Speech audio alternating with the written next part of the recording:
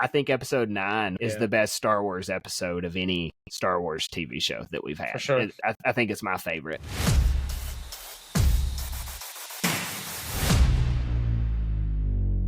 That was probably the best Star Wars that we may ever see on TV, at least until next week. So Force with Friends is back. We missed a week, but we are talking Andor episodes 7, 8, and 9. Is that correct? 7, 8, and 9. That's right. Counting by threes is hard, but yeah, we're going 7, 8, 9.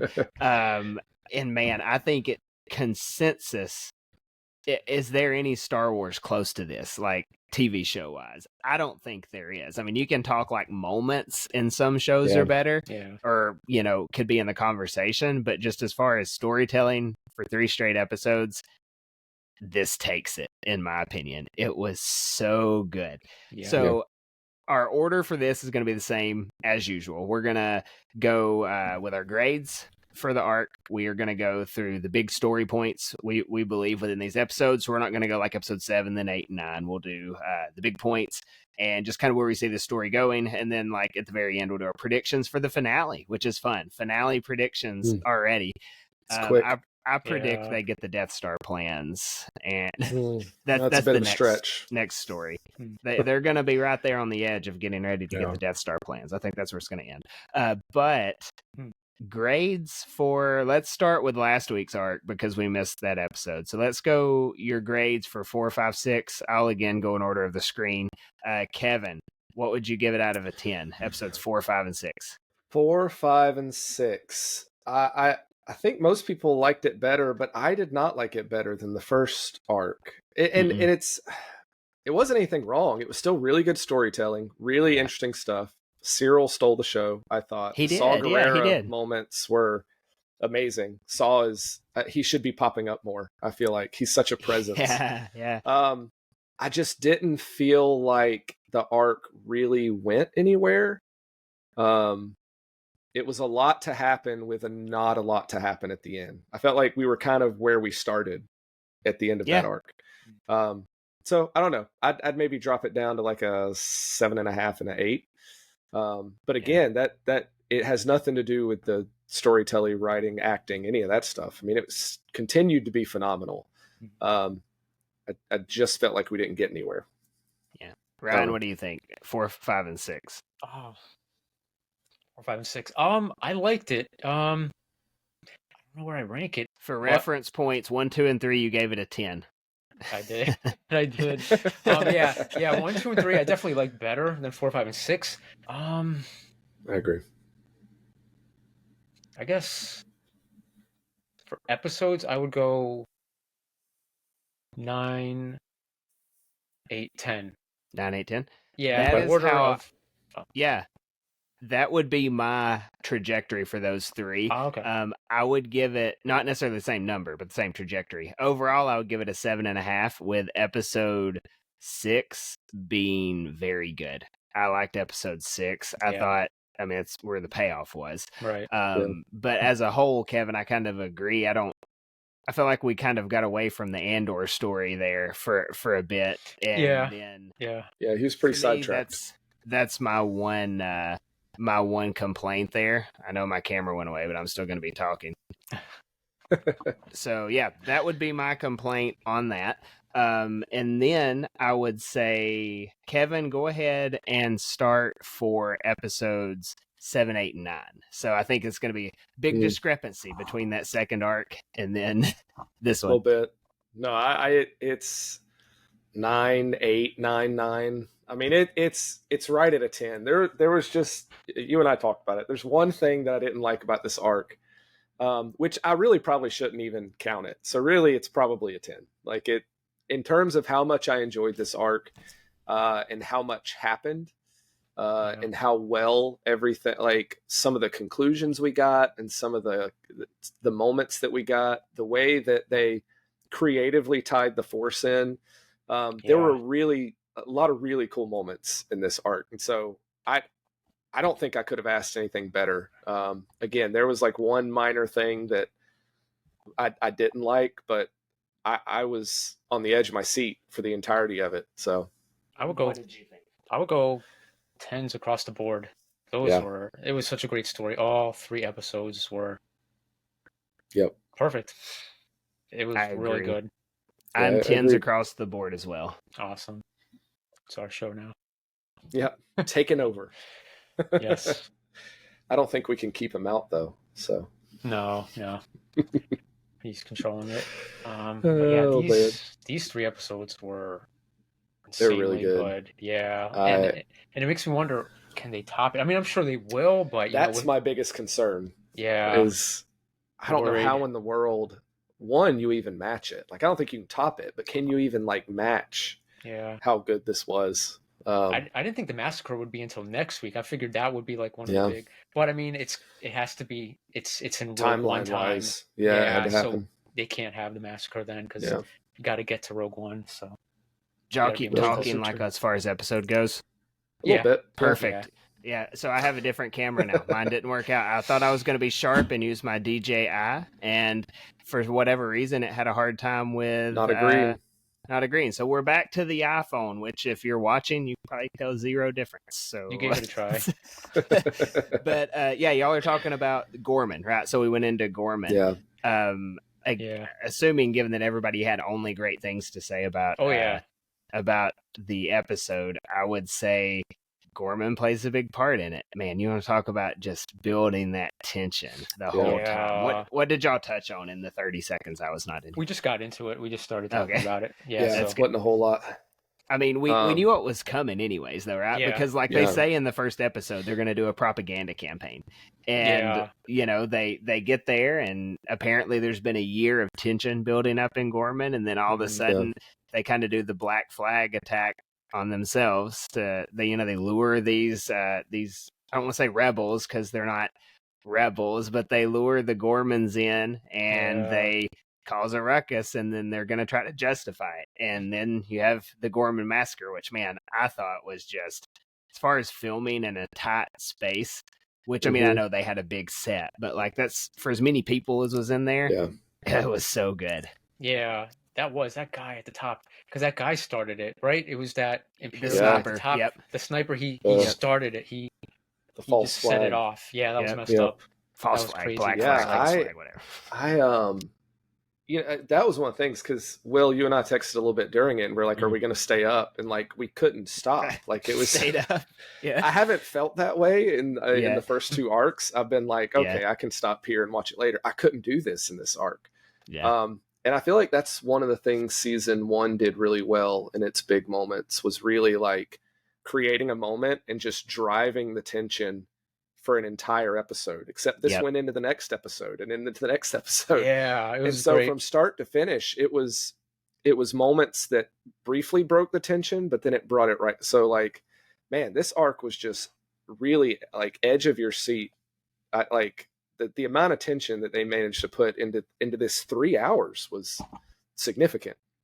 Yeah, it was essentially 3 hours. Yeah, that was incredible. Yeah, the last episode was. It said an hour, but I guess it was about an hour. Yeah. Credits. It was a few minutes under. Yeah. That was cool. I think though, like I have a hard time differentiating between episodes 7 and 8 because they flowed so well together. I think just kind of thinking I don't back even remember where they split. It was just one big story. Like if you watch, it would have been a good Sherlock episode, because Sherlock episodes are like an hour and 45 minutes to 2 hours, and it just flows kind of like a movie. That would have been a good one of those. But they build up this whole time, like there's that tension with Syril and Dedra going. I believe that starts in 7, I believe, and kind of finds its fulfillment in 8. But you get that tension going. You learn that okay, something big's gonna happen. The little ISB guy, I always forget his name. It starts with a P, right? The Partagaz. Yeah. So he says the Emperor's got a big, a big eye on Ghorman, very important to him now. And you hear they talk about Irdu, right, which is where Galen Erso is. Yeah. And so you get that little Rogue One tie in there. And then you learn that they're going to go through with this little puppet guy they've got in charge there with Dedra. And so there's all kinds of tension. And then Syril and Dedra, who kind of stole the show and that middle arc there, they kind of get their story I'm sure we'll get Dedra in a little bit in the next episodes, but like you really get their story coming together here. And were it not for everything else that happened, it probably would have stole the show again in this arc. Like they told it really well. Yeah. Yeah, Dedra, it was really cool to see this happen because it really ties back into the first episode where like this was her plan to Krennic, like was to have rebels on Ghorman. I think she says who will do the wrong. You can count on them to do the wrong thing. Yep. And so they've set this whole thing up, and it's been her plan from the start. But she's kept it from Syril, right? And that becomes her.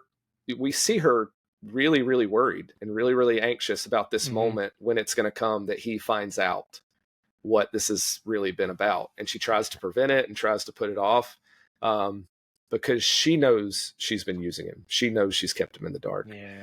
And poor Syril, man, we'll talk about him in a minute. But gosh, it's obvious from the get-go that she's dreading this moment.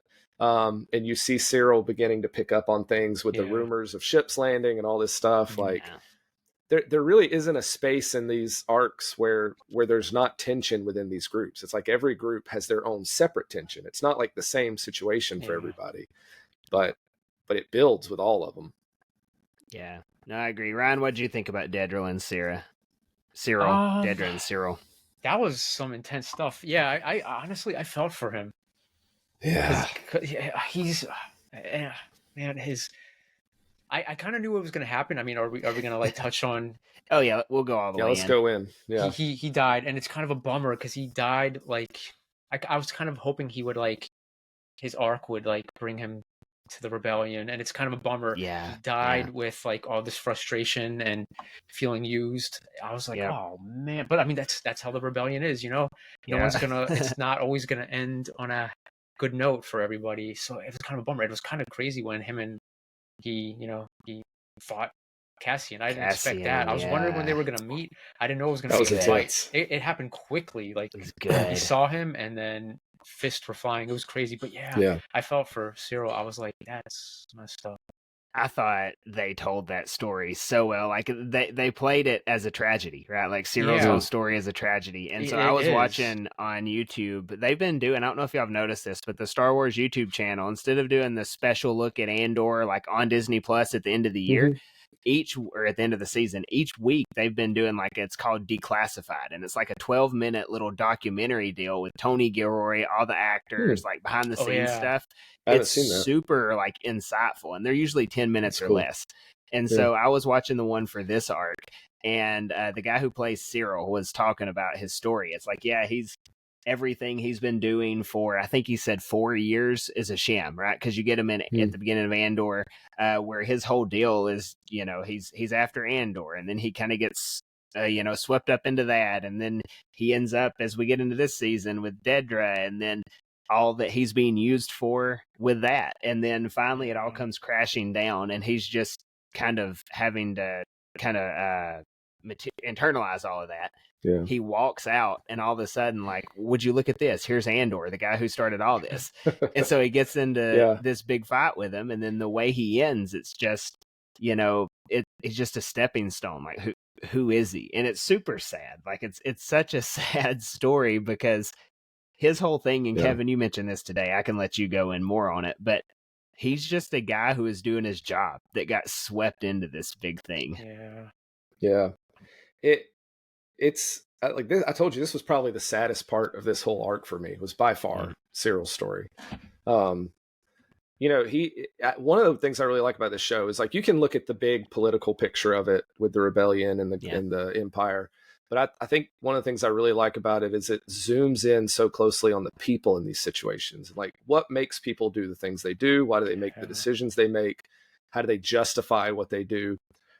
Which is such a fascinating part of the show. And Cyril's like if you were to describe him outside of the Empire, he's a guy who believes in order. He believes in justice. Like, he's loyal. He's hardworking. He believes in hard work. He believes that working hard matters. But he's on the wrong side because he doesn't understand. He's ignorant of what's going on, whatever the reason. But he is not a bad person, right? You see it as he begins to see what's unfolding here on Ghorman, that he's like, wait a second. This is not what I thought we were doing here. Yeah. And in that moment, man, the actor Kyle, what's his last name? I just watched him on a I thing. hate that I I'll don't Google know. it. Don't worry. How great a job he does in that moment where he's just standing there stunned in the midst of all that chaos. Is like, that tells all of it. Like, he's broken. And it's so sad because right there at the end of his life, thinking he matters, thinking he's doing something that matters, he's used by the Empire. He's used by Dedra, who someone he loves. Turns out to be just like his mom, right? Yeah. Like, he's been dealing that with his whole life. There's a life lesson there. Yeah, you marry your mother, right? Marry your mom. Man, so it's just like to be used by her, and then to Cassian, this guy who's been this driving force, who, if we're honest, was the bad guy at the beginning of this story. He kills 2 people in cold blood, and so Syril has a reason to believe that he needs to be brought to justice, and it's a valid reason. But in that standoff, it's the guy who hasn't killed anybody, the guy who hasn't murdered anybody in cold blood, is the guy that bites the bullet. And it's with that realization when Cassian says, "Who are you?" and he's just standing there. because this has been his whole life, and now he realizes nobody thought I was important. Like, I've been used by everybody, and even this guy who's been my driving force, he has no idea who I am. Man, that is just the sad. Like I told you, this is probably the saddest end for a Star Wars character I can think of, because his whole life is just, it's brutal. It is tragic. So it's wasted. Like he doesn't get anywhere. So his ending to me was just, it was hard and it was sad, but it was so perfect for what it looks like to be a part of this thing that uses people. Yeah. Man, that was so well done. It's hard to say that there's a lot of perfectly written Star Wars characters, because Star Wars has been around forever, right? So you've got your original trilogy heroes. Obviously, like, some stuff wasn't written well for them, I don't believe, in the sequel trilogy, just my opinion. And I mean, you can look at the prequels and be like, well, I don't know that George wrote everything right, maybe for some of these characters either. And so is Syril a perfectly written character in Star Wars? I think he is. He absolutely. I don't think for the there's purpose he serves in this story, like, and the way he's portrayed, again, the actor just does a phenomenal job from start to finish with that character. Kyle Soller. Yes, thank you. Soller. Yeah. I even felt Ryan, anything else on Dedra or Syril? I felt for his mom, honestly, when she was watching the news report. When it showed her the tears. I was like, wow, she's annoying, but I really they did humanize her there. They did. I like that. I was like, oh man, that killed me seeing that. And she got caught up in the Empire as well. Like, they're all victims of this machine, which it's good that you see it that way. Another thing on Ghorman, we talked about the action being great, that Dedra and Syril, the Empire's terrible, they're doing the false flag deal. And then also during all this, you get that Ghorman national anthem. Was that not great? Like, the way that was so good. They built that up, because they're all chanting, like, the galaxy will see Ghorman. I forget what they were chanting. And then the one guy starts singing, and they all chime in, and it takes that, like, emotional pitch and then mellows it out. And, like, you see who the good guys are during this, which, I mean, we know the whole time. But, like, just the way they wrote it and portrayed it. And Tony Gilroy, I think, wrote the Ghorman national anthem too. Like, I was watching that video, and like, so they were very, like, they knew they had to build up to this within canon, and so they did a great job, I thought. The plot of the Ghorman people, and then really letting you, like, get behind these people that you've known for 2.5 hours of your entire life, and you're like, oh yeah, I'm with the Ghormans, and then the whole massacre happens.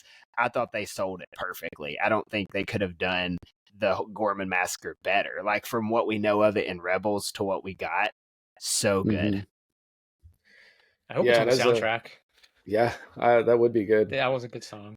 And as a viewer, it's so upsetting, because the truth about these people, but, like, that's not the story, right? That everyone else in the galaxy sees and believes. They just see this people that's so isolated and just being difficult and resisting what the Empire is trying to do and help, but you see the reality and the truth of it, which just makes it so sad for the viewer, because the rhetoric around these people and what they've tried to do is just going to get thrown out, and it's going to be that they were the bad guys.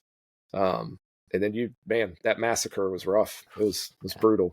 That was the plan all along. It was. Such a bummer. What does he say? We're counting on it, because she's like, we've got reports they're going to be armed, and the guy's like, hey, we're counting on it, right? I do think, though, this Ghorman massacre is like a small meta look. Like, it's a small version look at the meta of Star Wars. So the Empire has this big plan.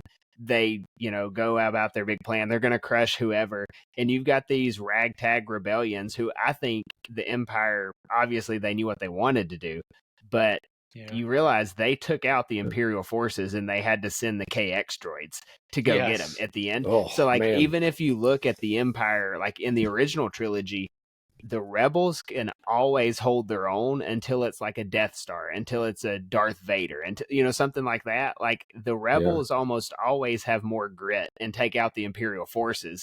It's always this big bad machine that is the equalizer that the Empire has to, like, keep them down. So this is like just a small look at what you're gonna see in the coming movies. So I thought that was cool as well, that I don't know, the little old women probably weren't armed, but like when the Empire starts shooting, every able-bodied person, they're taking all their guns out and they're fighting the Empire, which I thought, like, what spirit of these people, right? Like, very revolutionary if you're watching. Those KX droids were terrifying. I mean, I wasn't expecting that. I loved the way they made their presence just so felt.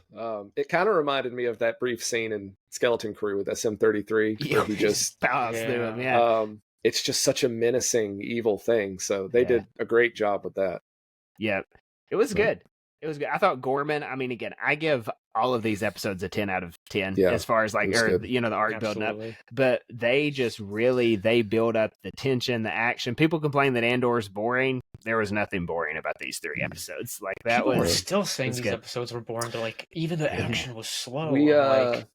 I don't think. I mean, if you watch Syril go in, martial arts on Andor, I don't think it was. I mean, he got the upper hand on him too. He beats Andor. Syril was no joke. He's got. That's the fight thing. You don't fight someone with longer arms than you, and Syril has longer arms than Cassian Andor. He should have known. Yeah, he should have. As a side note, I think it's in 7. That's where we get the bellhop who drops the line. Yeah, that was so good. Rebellions are built on hope. So we know Cassian's going to throw that one back out later. So that was a good place to have that pop up. I thought. Yeah, it was just this random dude who was a part of this whole thing. Yep, and generationally a part of the whole thing. So I thought that was cool. So good. This is a master class on storytelling, by the way. Like, just the way they're going into Rogue One, it's so good. Even if I didn't like 4, 5, and 6, like they're still telling a pretty good story as a whole. So let's kind of shift, if y'all are cool with that, shifting from Ghorman into the results of Ghorman. So you get to the Senate, and in the face of this, imperial injustice, it's time for Mon Mothma to make her stand. So her and Bail Organa, who is the new actor for Bail? It was a big deal. All kinds of Benjamin Bratt. Benjamin Bratt. He did a great job as Bail Organa. I don't think they could have cast that any better. The joke is like, how could Jimmy Smith be so busy that he couldn't show up for this? Like, who is knocking down his door? But he's probably on vacation or something. He's in 2 shows. One of them was canceled, but at the time of filming, he was in 2 shows. Shows. Yeah, busy man. Gotcha. Busy man for side character Bail Organa. So either way, they go and get an A-lister. They get Benjamin Bratt to do it, and man, did a good job. You almost forget that it's not the same Bail Organa we know. He captured it perfectly. He was great. He did it so well. But you get Mon Mothma. It's like, now it's time, and so she's going to deliver the speech that we know's coming. We know it, through Rebels. Like, all this has to happen, and the title of the episode, "Welcome to the Rebellion." Perfect. I think episode 9, which is where this whole story takes place, is the best Star Wars episode of any Star Wars TV show that we've had. For sure. I think it's my favorite. Yeah, that was intense. It was awesome seeing the end when Cassian was escorting her. That whole thing with her getting warned about Bail's. I was kind of worried at first. I was like, because I was like, is he trying to say, is Luthen trying to say Bail is corrupt, or just the people that are gonna escort her out? I was kind of worried. I was like, no, because he's with them in Rogue One. So I was like, hopefully he's just not aware. And it was like that. He wasn't aware that there was somebody inside that group. So like I was gonna say like Mon's going to give the speech, and they've got the escape plan. Bail's already got it organized. She talks to Luthen. Luthen says, like, hey, there's a plant on his team. It's not safe. You're going to do my team. Gives her the whole spiel. The I've got friends everywhere line. Yes. I think that's so good. Like the code. And Mon's just in this spot of, like, who does she trust? She figures out that her guard has been working for Luthen for years. Her whole world is also crumbling at the same time. And so, Ryan, I want to know what you think, because me and Kevin have talked about this already. How do you think Luthen knew that Bail's team was not good? I don't know. I'm kind of scared now. Do you think he set it up so Andor would escort her? Oh, do you think that's what it is? Interesting. So if Andor would be the one to get her off planet? Huh. That's what I was wondering. That is interesting. Kevin, what do you think? You guys think? I mean, Luthen's not above board. We know that. Yeah. Well, it is interesting because they refer to that girl as one of Young's agents, which is Lonnie. So that girl's supposed to be under Lonnie, who's obviously Luthen's plant in the ISB. And so it is weird, though, because Luthen doesn't seem like... He's very vague about it. He's like, there's something wrong with his team. Like something, there's a problem with the team. Like he's not specific, like, oh, there's an ISB agent on his team. And so I don't know if he's just trying to keep pressure off of Lonnie, or I hadn't thought about that. That's a pretty fascinating thought, though. If he had Lonnie put somebody on there to make it a danger, that's a crazy I like thought. that now. Yeah. I do like that now. And not something that I would stop short of believing Luthen would do. So it's not implausible for his character. That's really interesting. That's why I thought of it, because I was like, it's Luthen. That's a great idea. See, my thought was, go ahead, Kevin. Well, I was just going to say, this is where, and there's a few things you can point to with these year jumps where they have to really move through things quickly. And so I feel like there's a lot of things like this that probably there would be conversations where we see Lonnie talking or we see this happening. But because they had to condense everything in this story so much, there's just so much. Like, I'm sure we would have gotten more Saw Gerrera. We would have gotten more of what Will has been doing out in the galaxy. Maybe even how they got to Yavin, right? Like, all these little bits and pieces, I feel like, are cut because they had to focus on the story that matters.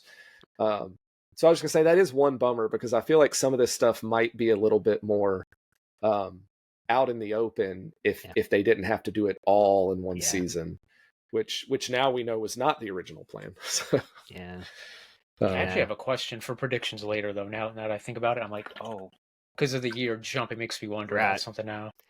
Well, I thought, like, as far as the plant thing goes, I just assumed that, like, I mean, Lonnie is Lonnie. He's in the ISB, but is anyone in the ISB above whatever their superior tells them? So someone puts a plant that's one of Lonnie's people on the thing. Lonnie tells Luthen. That's just like, to me, that's the logical stepping stone of that. Sense. But now, like, for Luthen to stay in ultimate control, I do like Ryan's idea better. That Luthen is the one who did it, because that's so true to Luthen to make sure he stays in control. And like when Mon is having that whole revelation, when he's telling everything to her, and she's like, my childhood friend, Tay, whatever his name was, it took you seconds to determine that, he was an issue and you took care of him. And now, like, are you going to do this to me? Like, she couldn't trust him. But I love that it turns out at the end that Luthen is always right. Even though he's horrible, even though he's using people and he's making people mad, he doesn't miss as far as this whole rebellion thing goes. Yet. He doesn't miss yet. When we get to predictions, I've got some there. But thus far, Luthen always, one way or another, justifies himself as horrible as he is. Yep. Yeah. That he works does. out for him. He's one of my favorite Star Wars characters, like non-major characters. He just keeps morphing into it. Super interesting. Yeah. So either way, we get through all that. We get to the escape. Before the escape, though, Mon Mothma's speech was perfect. Yeah. I'm like, Yes. again, so I'm watching this like in bed. I've got it up on the computer screen watching, and like I'm texting Kevin the whole time. Like, I can't quit watching this. And I mean, I watched the little behind the scenes thing I was talking about earlier. It is as prequel trilogy as you get. She is in her platform surrounded by 4 green walls, and there's no one in there, and she is giving a speech as if like there's thousands of senators in there listening. Like, she just does an amazing job, and they pop the noise in and everything on top of her just reading that in a green room. So kudos to her. That was just perfect speech, which Tony Gilroy wrote the speech that she delivered. But then she takes it, and it's like she's an actual like leader of the Republic giving a speech there, a secession speech, essentially. It's so good. I mean, this season has not missed on the rebellion parts, I don't think. Yeah. And it's not even a long speech. Like it's fairly short. But man, like a couple minutes, I love that it's about truth, right? Because I mean, at the end of the day, like you can't hold anyone accountable unless there's some level of truth, right? Like if there is no truth, then everybody's personal perceptions are right. And that's the issue here, is like what people are perceiving, what they're believing. There's got to be a truth. There's no accountability unless there's a truth. Right. So I love that was the focus of her speech, because it really hits at the core of why evil exists and why people do bad things, is because people don't believe that there's truth, and you have to prescribe to a truth. Otherwise, who's to say who's wrong and who's right? Yeah.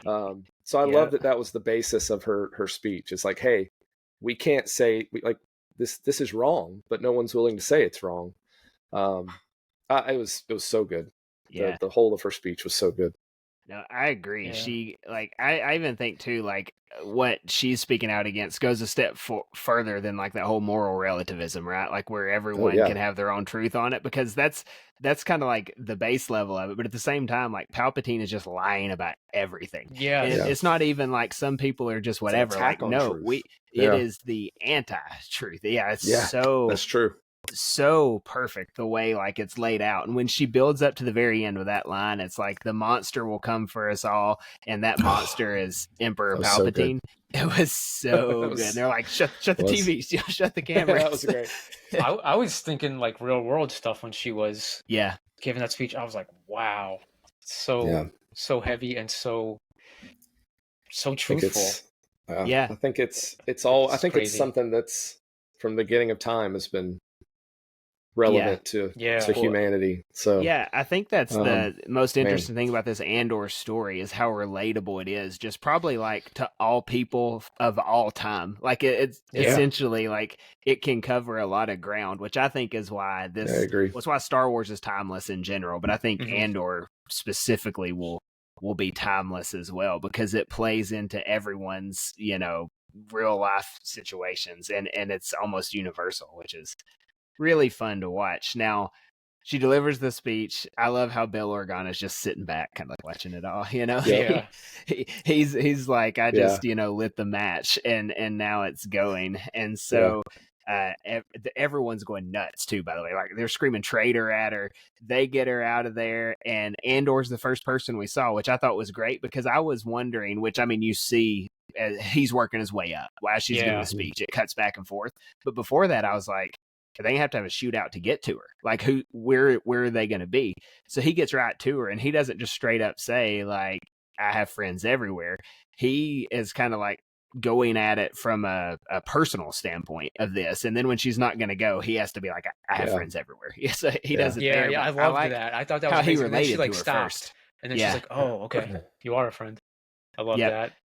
I just think it's cool. Like, he's so different than Luthen, because Luthen's like, I have friends everywhere. Come with me. But Cassian's like, I was there. Like, we need to talk about your speech, Senator. And then after he gives it, he goes back the code. He goes back to the personal level. Like, your cousin Vel. Like, we live on Yavin. We're the last survivors of Aldhani. Like, he's going through all these things, and he's genuinely in the rebellion at this point. Like, he's all in. He's connecting with this leader versus just Luthen's XYZ. Which I love that one of his things to convince her is like, I know Luthen is difficult. He's going through the things of like how to convince her that he is a part of this thing. He's like, I know Luthen. Because she's not like anybody. First, she's like, anybody could know that. Like, I don't. Yeah. And so he keeps going through that stuff. And so I did like that he kind of has to recount how involved in this thing he really is. Because, which we'll talk about, he's been kind of running from it. So the whole time, Well, that escape sequence is great. Sorry. Yeah. Go ahead, Ryan. No, it is. I agree. Sorry.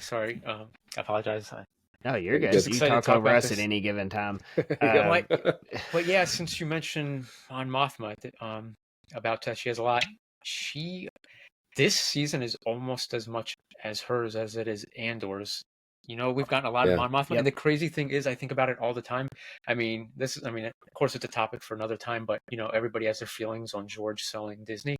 But if he didn't do that, we wouldn't have it because she filmed scenes for Revenge of the Sith, but they were cut.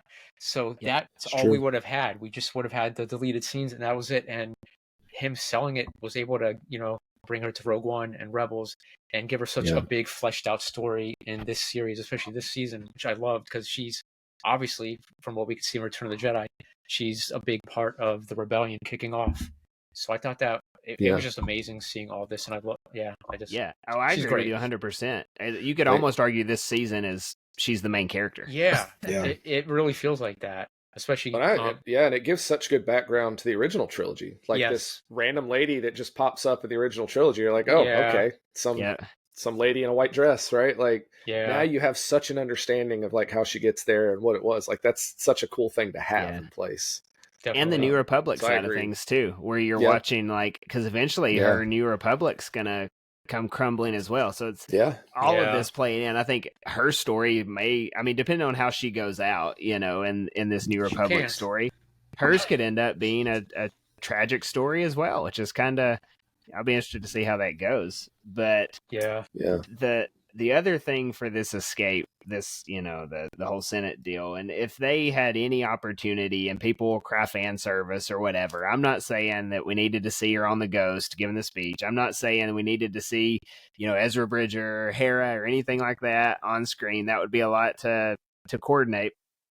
I don't think it would have been too fan servicey. I don't think it would have been too difficult just for them to show the extraction, where like, okay, here's the Ghost pulling up. She gets in the ship. All you see is her get into the ship and it flies off. Or if you just see like Cassian and everyone going one way and the Ghost going the other, I think that would have not been a stretch because we know where she's going. Yeah. It's not like it's a secret. So it wouldn't have been just fan service just because, like throwing the Ghost into Rise of Skywalker, which I thought was cool too. It plays directly into the story. So I think that's something that maybe they missed an opportunity on. Not that the episode missed on, just that would have been an easy one to make a lot of people happy and also tell the same story. Yeah, I do wonder if they avoided it on purpose for some reason, though. Oh yeah, they for sure did. Because that is literally the next thing that happens. Like you said, it's not fan service. It's literally the next thing is she gets dropped off with the Ghost crew, which they allude to. But I guess I just wonder. Yeah, you're right. They probably did avoid it very much for a reason. I just wonder what that specific reason was. Like what their concern was, or if they felt like it would pull away from the show. I am curious as to what that reasoning would have been. I think Andor's amazing, but one thing as far as Star Wars fans go, you can go hard one way or hard the other. Like you could look at the Acolyte, and there were people that were unjustly like criticizing, and there were people that were like defending it as if there was nothing wrong with it at all. And the answer was somewhere in the middle, right? With Andor, I think you get this segment of the fan base, which is fine, but you get the segment that's like, it can stand alone. It doesn't need any whatever. Like, I get it. It doesn't. It doesn't need it. But also, that was the next part of the story. So why would you not tie it in? Again, the Ghost was, it was in Rogue One. You see the Ghost there, right? Yeah. So, again, not a stretch. But again, that's not a complaint or anything. I just think, like, that'd have been cool to see too. If it could have been an 11 out of 10, that would have done it for me. But yeah, so from there, they end up in the safe house. You kind of get more of the Mon Mothma just kind of soaking in what's going on. Yeah. She's shaken by all this. But Yeah. then Yeah. we jump back to Yavin and to Cassian. So let's kind of loop our discussion back to the namesake of this TV show, which is, it's kind of like they've been away from him for a while, but now Yeah. we get a lot on Cassian. His story is so interesting. Like I thought that deal with the little, he said she was like a cook that apparently is doing force healings well on Yavin, and he's like not into this, which I thought was great because it's very Han Solo-ish, like, you know, just the, it is. like, I'm not into this. But then she's like, she gives that prophetic word on him that's saying he's a messenger, and like all of his little lived experiences, he's bringing something with it. And he's like, they allude to the fact that he's bringing this big message. And what's Cassian Andor's crowning achievement before he takes one from the Death Star is he delivers the message. And what is the message? Well, when Leia gets the little SD card that has the message on it, it's hope, right? So like Andor's whole story from the beginning to his end, he delivers a message. That's his big thing, is he shoots it out of the communications through the thing on whatever that planet was, Scarif, and he delivers the message and then dies there. So I thought that was like a very big picture thing for Andor, hearing that from her, whatever she saw, you know, how they went about it. It's easy to forget that took place because then you have like the escape and everything going on after it. But I thought that was a big picture Star Wars thing there, because she wraps up Andor's story pretty nicely. She says what he's going to do. Yeah, it's one of the things I really like about that scene is, you know, there's kind of this timeless question of like, is there some sort of providence, right, that puts us where we're supposed to be? Like, is that, you know, are we just a product of our decisions? But they use the Force to kind of bring in this question. So I like the way that this show has been so disconnected from that side of things, chooses to connect to it, like in this kind of big picture question of, is there something guiding Cassian? So I like the way that they connected it to the Force, because it wasn't like this really heavy-handed thing. But it is interesting, and I do wonder where this is going and if they maintain this, because there's a lot about decision making in this arc, where Cassian talks about making his decisions, but then everybody else around him is kind of like, you don't get to make your own decision. Like Clea's pretty aggressive with him when he's ready to leave. He's like, no, you can't make that decision. Like, do you understand that that's not something you can do? And then Luthen is like, well, you know, you say you're making your decisions, yet you're always here. Like, you keep popping up. And even Cassian says that all later. The way. He's like, and Cassian later is like, I've always shown up for you. Like, I've never not been here. And so I do wonder if there's something bigger that they're going to do with that in the next arc, because there is this big question of how much has Cassian chosen this life versus the people. And I wouldn't say it's like a real destiny thing, but it does seem like the people around him have been the force that's kept him in this. And then, of course, the big revelation at the end, which is a very big decision that keeps him in it. So this whole question of like, is he choosing it or is it being thrust upon him is kind of interesting. And I'm curious if they're going to maintain that. Well, you know what the answer is, right? The answer is yes. Yes. Yeah, like it's the same. It's the same spiritual answer, right? If you talk about spiritual providence or anything else, are you making choices, or is there a sovereign hand in it? Yes. Yes. Right. Like, yes, both things. Yeah. So I think I thought that was a really good look at the Force from a rebellion cook. That was cool. I thought that was we don't see that a lot. Like the idea that the Force guides things. Like Qui-Gon talks about it a little bit in the prequel trilogy, and then we have the whole prophecy thing with Anakin. But outside of that, we don't talk a lot about the Force and destiny and guiding things. But what's the one other place where we almost see a common man doing that, though? It's Chirrut in Rogue One. Yeah. Oh, yeah, that's right. So this is playing into the same story. I mean, it's really good, just the way they're doing this. Yeah. It does tie I like into that Bix kind of got her, she got to take a bow in episode 6, right? Like she gets her payback. Yeah. She wants to be in the rebellion, and she is. And so you see her on Yavin, and, she gets Cassian into the Force healing deal. And then she's kind of like out for a little bit because Cassian has to go do his thing. And then you get Bix's little monologue at the end where she's leaving Cassian because he's going to run off with her. And like, she's not giving up on this rebellion. Clearly she wants to win. And Cassian he's still not there yet, right? Like he's doing all the right things. He's the hero, but he's not the leader yet. And so he's not all in on the rebellion yet. And Kevin, like you said, Bix makes the decision for him. She leaves him and he's stuck there. I don't know that I would have finished episode 9 on that mark. I thought the emotional tie could have just like been on getting Mon Mothma away, right? I could have built up to that and got away, because I almost thought like the Bix leaving fell a little flat for me, just because it felt so out of place with everything they just built up to in this episode. Then it's like, oh, let's go back there. But I mean, I still give the episode a 10. It's not like that big of a deal for me, but I thought it was an interesting way to end the story. I mean, we're going to get a year time jump. Do we see her again? I don't know. Why. Good question. The way they wrote it, though, and the way TV shows do things, I think, did they just write her out of the show? Like, was that it for her? I don't know. I kind of felt think like a big departure. Yeah, because he's going to be a year, because I have a feeling her leaving without saying goodbye in person, of course, will be part of what shapes him into this next year, who we know from Rogue One, you know?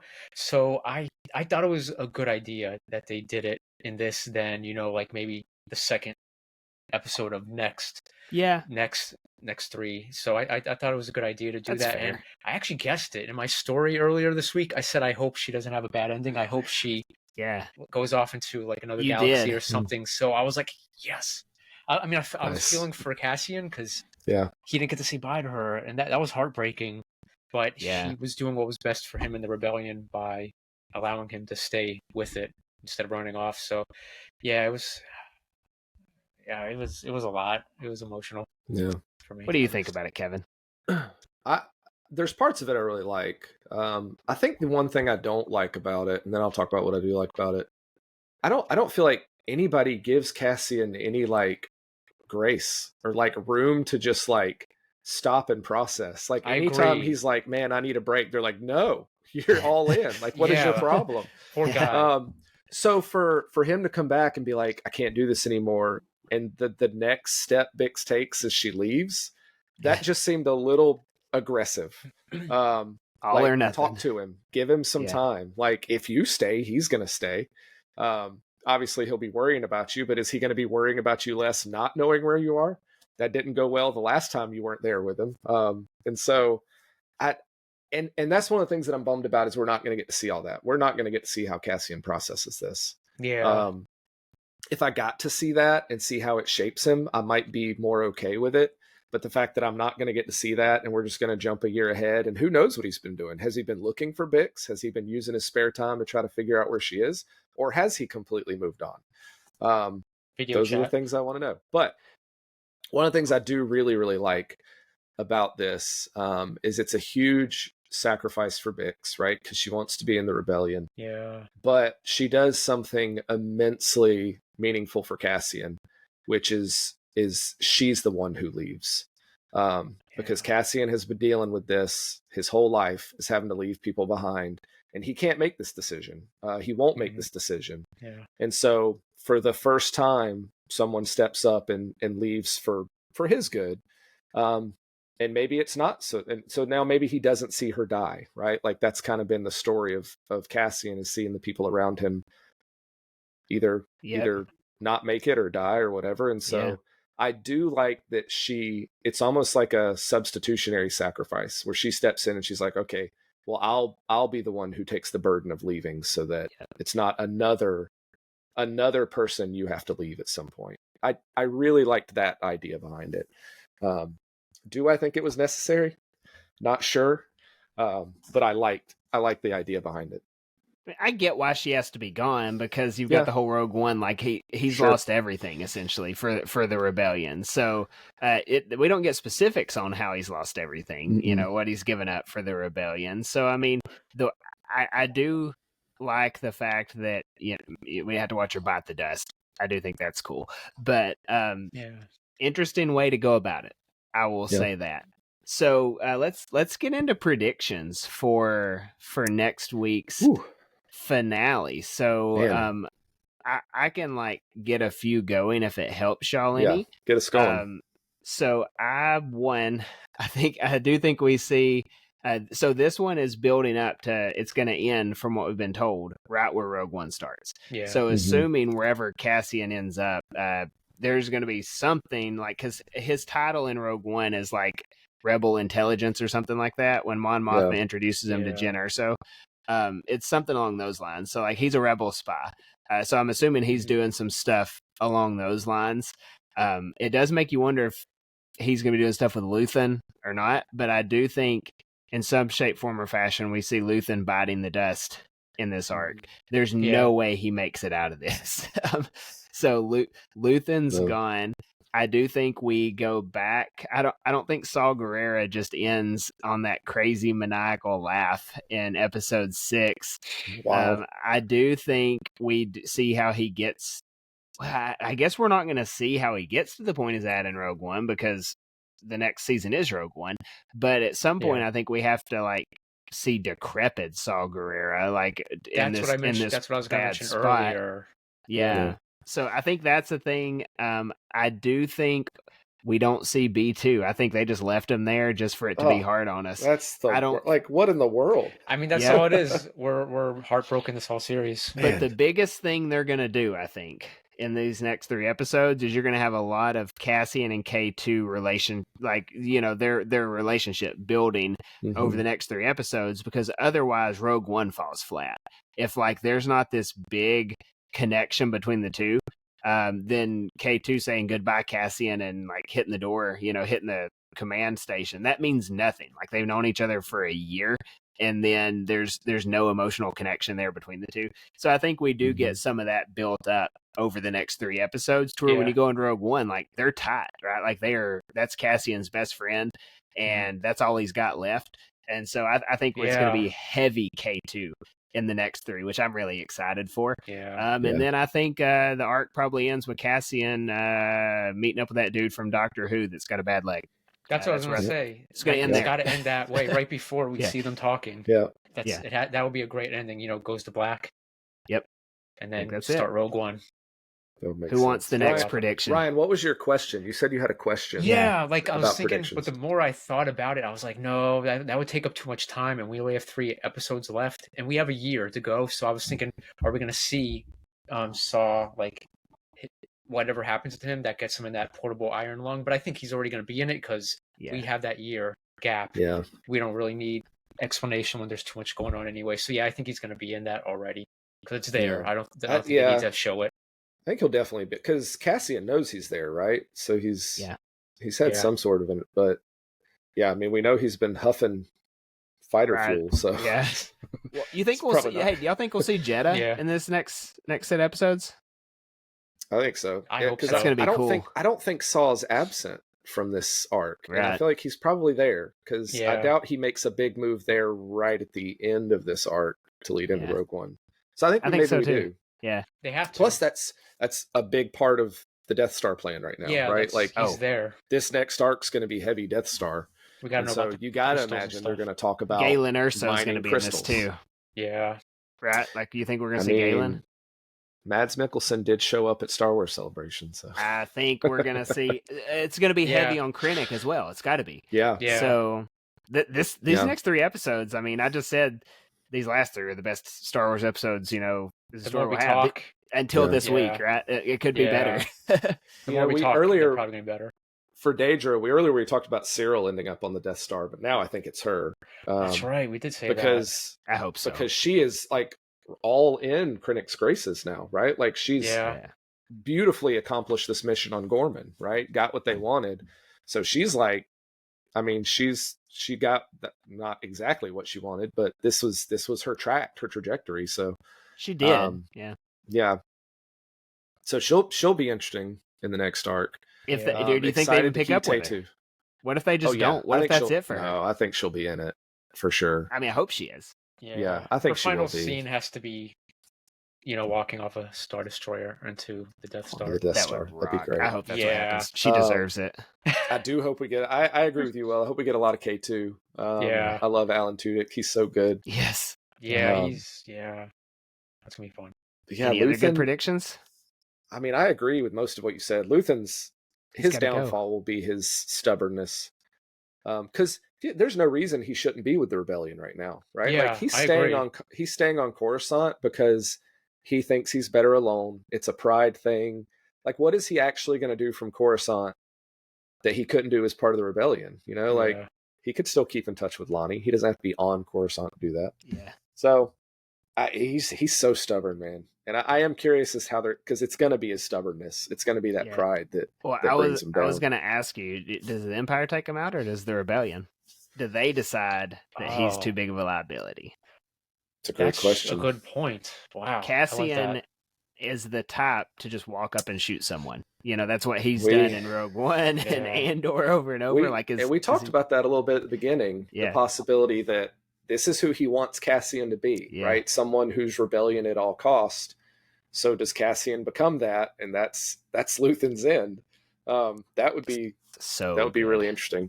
So I just love the fact that like Tony Gilroy, if he even thinks about this, is like, this is coming out. People like that get to that level. I don't think they sit and read this stuff on what they've put out because he's very confident that he created something very good. Yeah. But man, you just would think like all of the good things being said about this and like the storytelling, like he knows he's a good storyteller. It's got to feel good with all that. And man, he's probably sitting there thinking, well, wait till next week. Like they are in for a treat with what we've got coming next. If he's even into what people are saying about this going on right now, like they all know what's going to happen and we don't. So can they match what they did this past week though? That's the question. Go out on top. Yeah. Agreed. So that's going to be cool. Mon Mothma. Do you think we see fallout with her family? Yavin. I've been wondering about her family. Do we find out what goes on with her husband and daughter? Like what? I feel like that's a huge thing that would be left. Yeah. Because I mean, she's the enemy now. So I don't think the Empire is going to let that slide. So I am curious if we get some sort of resolution with her family. Yeah, that's a good point. Vel's still in the picture. I don't know where her end comes.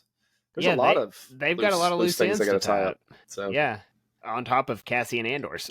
I hope these are all hour-long episodes. Yeah, I was gonna say they need some screen time. Yeah. Hasn't that already been announced? What the episode runtimes are? I'm thinking about this, and I think this might have been the shortest arc, if I'm remembering correctly. Unfortunately. Well, so this is you're correct. This is the minutes off this. I'm assuming is running like not counting the credits. Episode 10, 48 minutes. Episode 11, 42. Episode 12, 46. The lowest arc of the whole thing. But again, assuming that means a lot to do. No credits, but still. It's better than what we would get like in Mandalorian or any of those others where it's like, oh, we get a lot of story and then you'll log on. It's like 26 minutes. So I do think, I think they'll be able to pull this off if they stay hyper focused, which I mean, my goodness, Syril's not around anymore. You saw the Vel Senta thing is not a thing anymore. We've lost a lot. And a lot of people are together now. Like attrition has Cassian of got it together. On Yavin.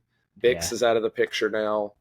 So it has narrowed down in terms of both people and locations we're looking at. And you know where the story's going at this point. Yeah. So you've really just got to get them all there. So I think they'll be able to pull it off. They haven't missed yet, so they're not going to miss on these. I think it'll be good. Yeah, I don't know. That's true. Woman too. That's another guy who I feel like if he would be a much... I mean, he's already interesting, but I think he would have been a really fascinating character, especially if we've gotten to see like the aftermath of that Saw interaction. Yeah. That's another one where just having to condense things, I feel like you miss out a little bit. You lose some stuff. Yeah. Well, I'm excited for this next week. Like I'm assuming next Tuesday night I'll have to watch all 3 episodes just because. Plus Rogue One. Plus, I'm not watching Rogue One Wednesday morning. Well, not at night, but I meant later. I will watch Rogue One next week for sure. Maybe that'll be the weekend plan. Yeah, for sure. I think that'll be fun. So yeah, if you made it this far, you guys are the best. Thank y'all for watching. Let us know in the comments what you thought about this Andor arc. But if you are going to leave a comment, one thing we want to hear: what do you think is going to happen in the finale? That's kind of what we're looking for. Otherwise, thanks for watching, and we'll catch you guys next time.